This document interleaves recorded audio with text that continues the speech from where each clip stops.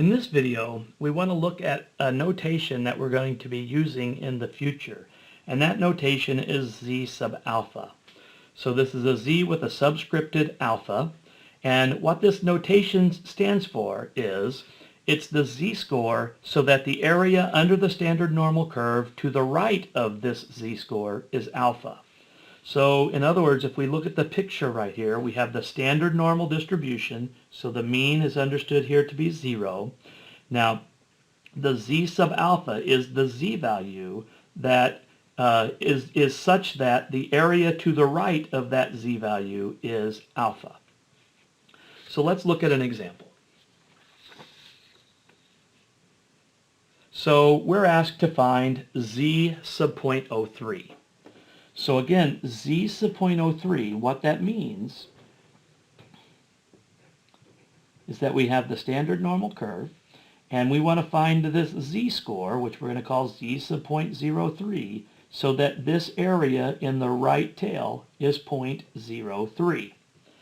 And so we've seen a couple of examples now on how we could do this. So we have several different options of how we could do this. For one, we could do this by hand. So if the area in the right tail is 0.03, then that means the area to the left is going to be 0.97, 1 minus 0.03. So if I think of that as 0.9700, then I can use the normal table to figure out what the z-score has to be. So I pull in the normal table, and I can look for 0.9700, or the closest thing to it.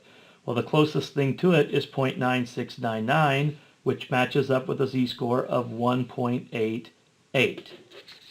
So this value here is 1.88, so that the area to the right is 0.03.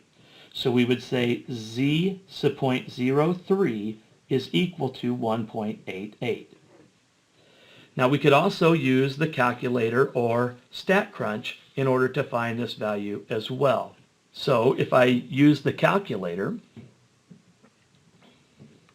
I can go to distribution, inverse norm, and so I'm going to enter 0.97, that would be the area to the left.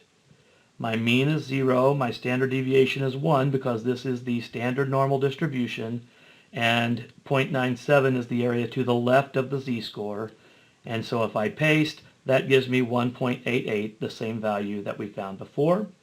Or if you have a newer calculator, you could do inverse norm, and instead of doing 0.97, we could say 0.03 is the area in the right tail, and that would give us the same result, 1.88. Now, if we want to use StatCrunch, we can go to Stat and Calculators and Normal to bring up our normal calculator.